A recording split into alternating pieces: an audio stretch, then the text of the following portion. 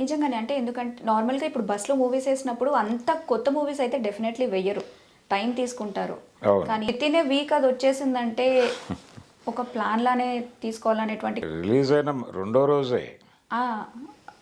ఆ వీక్ లోపలే వచ్చేసింది. అసలు సమస్య లేదు. ఏ సినిమా కూడా రాదు ఇంత తొందరగా. 10th రిలీజ్ అయింది సినిమా, 11th బస్సుల్లో పడింది అది. ఎందుకంటే ఓటీటీలో వచ్చే మూవీస్‌కి ఒక 45 డేస్ అనే టైం పెట్టుకున్నప్పుడు అసలు అంత ఇదిగా ఆ క్లారిటీతో బసెస్‌లో దాన్ని ప్లే చేయడం అంటే చాలా స్పష్టంగా ఇది ఆర్గనైజ్ అయింది, ఆర్గనైజ్డ్గానే జరిగింది నష్టం. ఇలా రకరకాలుగా సినిమాని చంపేస్తున్నారు అనేది వీళ్ళ పెయిన్, వీళ్ళ బాధ. ఇది ఎలా కంట్రోల్ చేయాలి అనేది అర్థం కాక ఆయన డాష్ మీద కొంచెం ఎమోషనల్గా మాట్లాడాడు తమన్. అప్పటికే ఈ పెయిన్తో ఉన్నాడు ఆయన చిరంజీవి, ఏమిటి ఈ సినిమా ఇలా అయిపోయింది అని. ఆ పెయిన్ ఉండటం వలన ఆయన, అంటే ఫ్లాప్ సినిమాలు ఎవరికైనా ఉంటాయి, ఫ్లాప్లు లేకుండా ఏ హీరో ఉండడు. చిరంజీవి గారికి కూడా ఫ్లాప్లు ఉన్నాయి, హిట్లు ఉన్నాయి. అయితే ఫ్లాప్ వచ్చినప్పుడు కుంగిపోకుండా హిట్ వైపు ఎలా ట్రావెల్ అవ్వాలి అనేది ఒక ప్రయత్నం చేస్తారు వాళ్ళు. అయితే ఈ సినిమా దగ్గరకు వచ్చేసరికి వీళ్ళు దిల్ రాజు గారి దగ్గర డేట్స్ ఉన్నాయి. ఆయన పాన్ ఇండియా సినిమా చేయాలి, రామ్ చరణ్తో సినిమా అంటే డెఫినెట్గా గ్లోబల్ మార్కెట్కి వెళ్ళాలి. గ్లోబల్ మార్కెట్ని టార్గెట్ చేయదగ్గ డైరెక్టర్ ఎవరు అన్నప్పుడు ఆయనకు శంకర్ తట్టాడు. అలా వెళ్ళాడు అక్కడికి.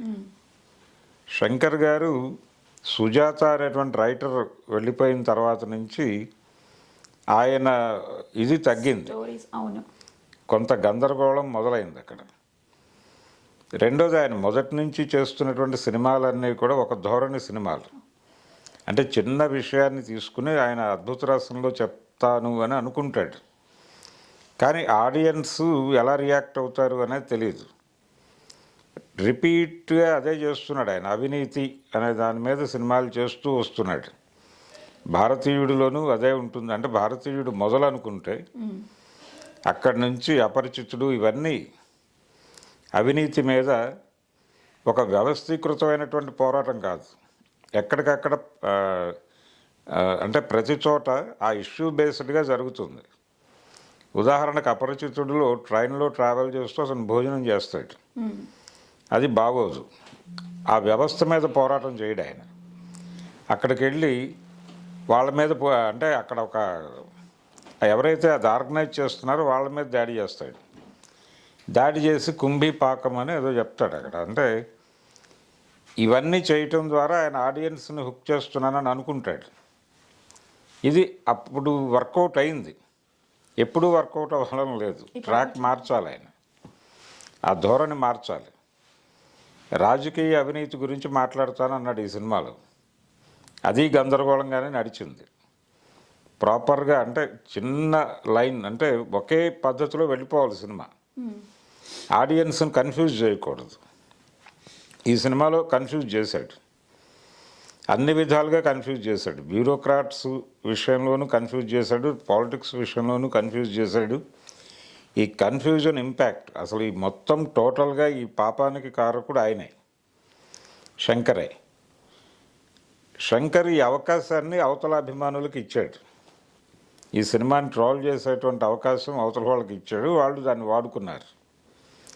దానిలో అంటే వ్యూహాత్మకంగానే ఈ సినిమాని దెబ్బ కొట్టడానికి కొంతమంది మోహరించారు అనేది కూడా మనకు అర్థమవుతుంది. ఈ మొత్తం ఈ స్ట్రక్చర్ చూస్తే, అంటే బయట ఈ వీడియో స్ప్రెడ్ అయిన పద్ధతి ఇదంతా చూస్తే, ఇంతమంది దగ్గరికి అంత క్వాలిటీ ప్రింట్ చేర్చడం అనేది మామూలు వ్యవహారం కాదు. సినిమా రిలీజ్ అయిన రెండో రోజే. అందుకని ఈ డౌట్ని కొంచెం నమ్మాల్సినటువంటి పరిస్థితే ఉంది. కొంత మనీ ఇన్వాల్వ్ అయి ఉంది దీనిలో అనేది. అది ఎంత అనేది 4 కోట్లు అని చెప్తున్నారు, కానీ అంత ఉందా లేకపోతే ఎంత అయింది? 4 కోట్లైనా 500 రూపాయలైనా ఏదైనా ఖర్చే.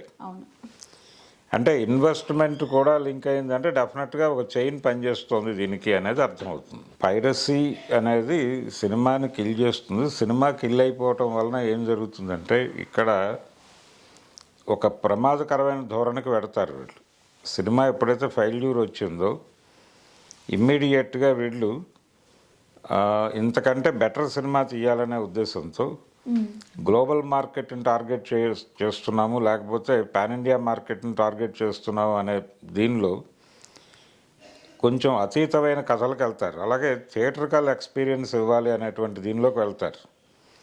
సినిమా ఫోన్లోకి వెళ్ళిపోతుంది, అలాగే బస్సుల్లోకి వెళ్ళిపోతుంది, కేబుల్ టీవీలోకి వెళ్ళిపోతుంది అన్నప్పుడు కేబుల్ టీవీలోను ఫోనుల్లోనూ చూస్తే కలిగేటువంటి ఎక్స్పీరియన్స్ కాదు ఈ సినిమా. ఇది థియేటర్లో మాత్రమే చూడాల్సిన సినిమా. అలాంటి సినిమాలు తీయాలి అని చెప్పి ఆ వైపుగా డ్రైవ్ అయిపోతారు. డ్రైవ్ అయిపోయి గందరగోళం సినిమాలన్నీ తీస్తారు. అదొక ప్రమాదం ఉంది దీనివలన. అందుకని కూడా పైరసీని ఆపాల్సిన అవసరం ఉంది ఇండస్ట్రీకి. సినిమాని కాపాడుకోవటానికి, బడ్జెట్ కంట్రోల్లో పెట్టుకోవటానికి, సినిమా లీకేజ్ నుంచి సినిమాని కాపాడుకోవాలి. లేకపోతే ఇది రకరకాలుగా నష్టం చేస్తుంది.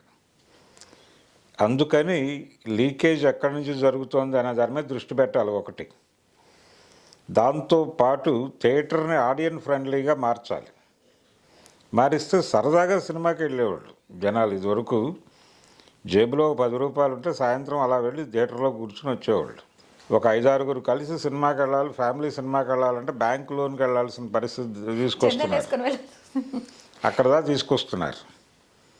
కాబట్టి దీని మీద కూడా దృష్టి పెట్టాలి. ఇప్పుడు చిరంజీవి గారు ఇన్వాల్వ్ అయ్యారు కాబట్టి, ఆయన కూడా మాట్లాడారు కాబట్టి ఆయన కంట్రోల్ చేయగలడు.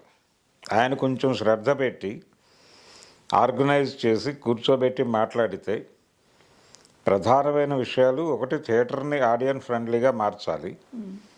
రెండోది, లీకేజీలు ఎక్కడి నుంచి జరుగుతున్నాయనే దాన్ని చూసి అక్కడ సీల్ వేయాల్సినటువంటి అవసరం ఉంది. మొన్న జరిగినటువంటి విషయం మీద ఒక ప్రాపర్ ప్రోబ్ జరగాలి. ఏది గేమ్ చేంజర్ లీకేజ్, అది మామూలు వ్యవహారం కాదు. ఆర్గనైజ్డ్గానే జరిగినట్టుగా స్పష్టంగా కనిపిస్తుంది. అది కేబుల్ టీవీకి వెళ్ళింది, అతను ఏదో సోర్స్ చెప్పి తప్పించుకుంటాడు. ఎవరి దగ్గర దొరికిందండి నాకు, నేను అక్కడి నుంచి తీసుకున్నాను, లేకపోతే ఇంటర్నెట్ ప్లాట్ఫామ్ నుంచి తీసుకున్నాను అంటాడు. ఈ ఇంటర్నెట్ ప్లాట్ఫామ్స్లోకి సినిమా ఎలా వెళుతోంది? అది ఐబొమ్మ ఒకటే కాదు, ఇంకా చాలా ఉన్నాయి.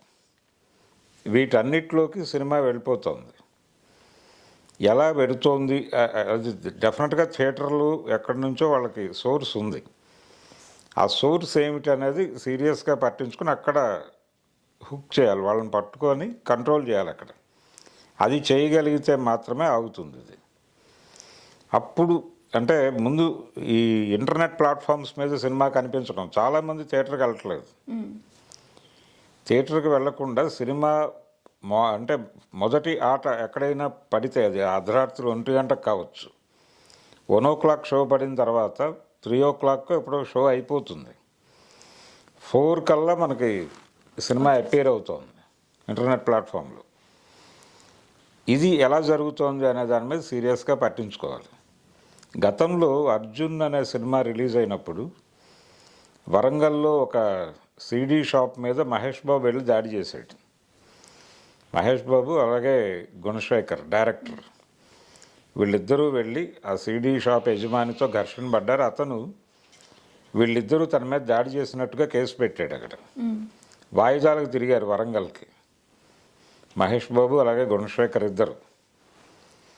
ఇలాంటి సందర్భాలు ఉంటాయి, కానీ యుద్ధం జరగాల్సినటువంటి అవసరం అయితే ఉంది ఖచ్చితంగా. ఎందుకంటే ఇప్పుడు కన్నా మీరు అన్నట్టు చిరంజీవి గారు కూడా ఇందులో దీనికి సంబంధించి మాట్లాడారు కాబట్టి ఒక ప్రాపర్ డెసిషన్ తీసుకొని దానికి మూలం ఎక్కడుందో వెతికి స్టాప్ చేస్తే అది డెఫినెట్లీ వాళ్ళకే హెల్ప్ అవుతుంది ఇండస్ట్రీకి. సినిమాని కాపాడుకోకపోతే, అంటే సినిమా సక్సెస్ ఎప్పుడైతే రాలేదో, అంటే ఈ థియేట్రికల్ ఎక్స్పీరియన్స్ అనేటువంటి పేరుతో సినిమా మీద పెట్టుబడులు పెంచేస్తున్నారు. అవును, దానికి కూడా కారణం ఇదే. అంటే లోకల్ విషయాన్ని గ్లోబల్ లెవెల్లో ఎలా చెప్పగలవు అనేది నీ టెక్నిక్. సినిమాకి మీరు చెప్తున్న మార్కెట్ ఏదైతే ఉందో అది పెరిగిపోతూనే ఉంది నిజంగా.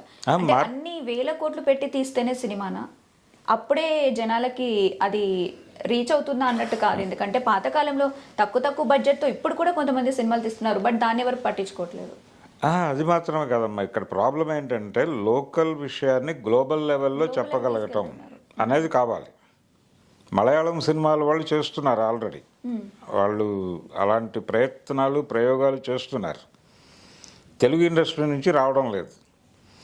వీళ్ళు థియేట్రికల్ ఎక్స్పీరియన్స్ అనేటువంటి ఒక మాటని సాకుగా చెప్తున్నారు డైరెక్టర్లు. వాళ్ళకి ఆ సాకు ఎందుకు దొరుకుతోందంటే ఈ ఫోన్లోను వాటిల్లోనూ సినిమా అవైలబుల్గా వచ్చేస్తుంది అనేది.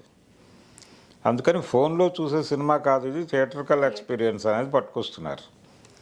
కాబట్టి డైరెక్టర్లను కంట్రోల్ చేయడానికి కూడా ఇది ఉపయోగపడుతుంది. ఇప్పుడు చిరంజీవి గారు రంగంలోకి దిగితే ఇది కూడా ఉపయోగమే ఇండస్ట్రీకి. అవును, చాలా. అందుకని అనేక రకాలుగా దీన్ని కంట్రోల్ చేయాల్సిన అవసరం ఉంది. ఇప్పుడు ఒకటి, కథల్ని కాపాడుకోగలుగుతాం, కంటెంట్ మన కంట్రోల్లో ఉంటుంది, బడ్జెట్ మన కంట్రోల్లో ఉంటుంది, మనం ఏం తీస్తున్నాం ఏం చూపిస్తున్నాం అనేది అర్థమవుతుంది.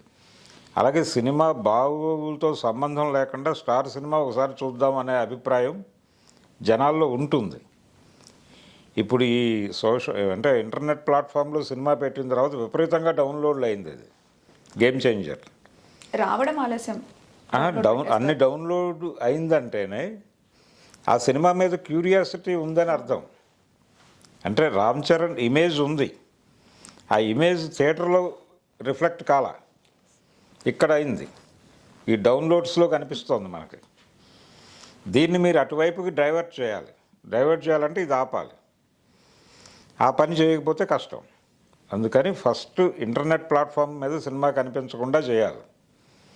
దానికి ఏం చేయాలి, ఇంటర్నేషనల్ లెవెల్లో ఏం చేయాలి అనేది మాట్లాడుకోవాలి, అక్కడ కట్టడి చేయాలి. దాంతోపాటు ఇతర వ్యవహారాలు కూడా, అంటే ఎడిటింగ్ స్టేజ్ నుంచి ప్రాపర్ కేర్ తీసుకుని నడపాలి. ఇది జరగకపోతే మాత్రం సినిమాని కాపాడటం ఎవరి వల్ల కాదు. సో ఒక ప్రాపర్ డెసిషన్ హోప్ఫుల్లీ ఫ్యూచర్లోనైనా తీసుకుంటారని చెప్పి ఇంకా మనం ఎదురు చూడాల్సిందే, ఆగిపోతుందని.